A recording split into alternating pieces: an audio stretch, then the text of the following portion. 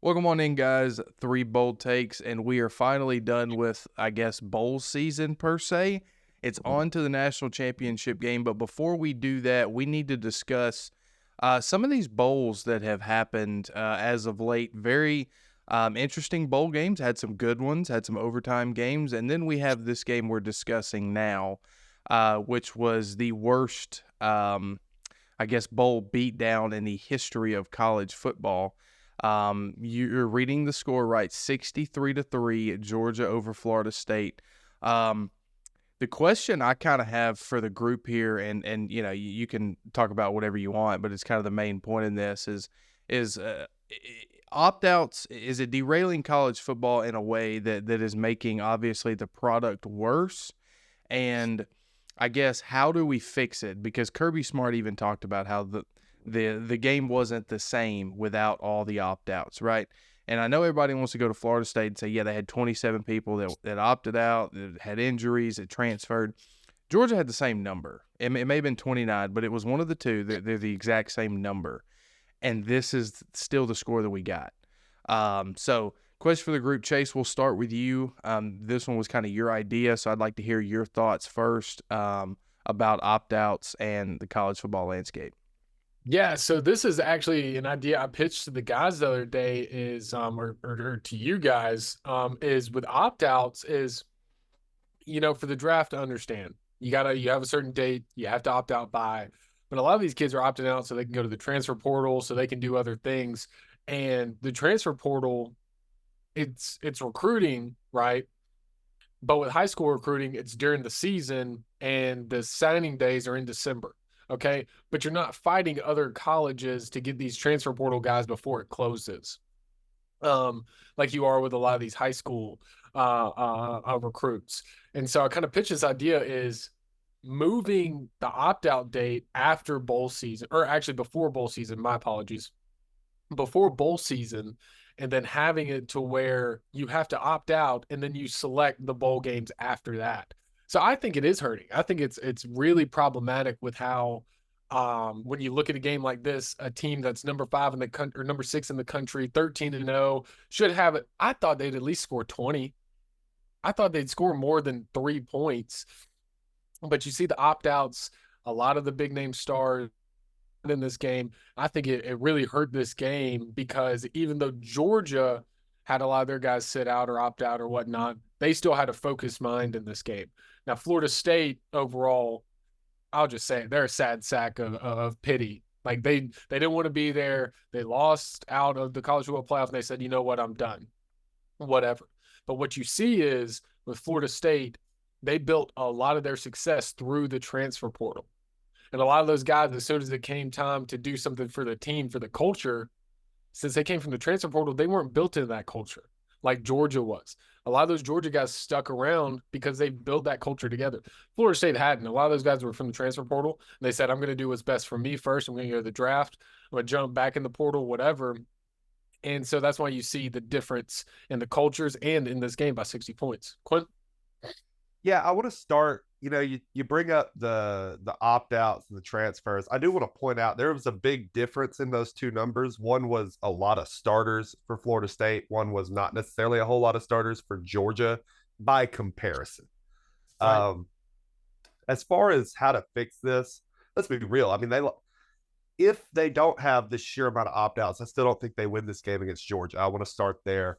The reason the score was 63-3 was certainly because you had 17 of 22 starters not playing for Florida State. And it needs to be fixed. The opt out problem needs to be fixed. And I think, Chase, I'm not a huge fan of the idea of fixing it by having opt outs happen before bowl season and then your your bowl picks based on opt outs. I don't like that idea. What I prefer is what I would think college coaches would also prefer is an adjustment to the college football calendar as a whole. Like, because right now you're doing bowl prep, you're doing transfer portal, and you're doing your recruiting class, like you're signing your recruiting classes all in the same, which is a lot to do in 1 month. I personally would like to see the transfer portal moved back behind the national title game. I know the pushback to that is it's going to be harder for the kids that transfer to find a roster after teams have filled their roster with young talent. To which I say, tough. Like that, I think that should be the one of the negatives to choosing to transfer. Um, and it's the game itself was a real big disappointment. Personally, obviously we're spending more time talking about transfers and opt outs in the game itself, but that I think would be the solution, is to push transfer season after. And as far as fixing bowl season, I brought it up to you guys. We're going into the 12-team playoff era. So obviously teams that don't make 12-team playoffs, I think they're going to have even more opt-out transfers from bowl games. I think the way you fix that is changing the way the bowl system is structured. I personally would like to see Power 5 teams move to 8 wins as a requirement to making bowl season. So the amount of Power 5 teams that are going to be in a bowl game that are not in the playoffs won't be very big. It'll be just a handful of teams. And then leaving the G5 as a 6-win requirement, because they typically don't have as many issues. And then the last thing I want to say is, yeah, it's a culture issue for Florida State. And I think that's something you're going to have to deal with in the transfer portal era. Uh, not all players that enter the transfer portal have to opt out of the bowl game.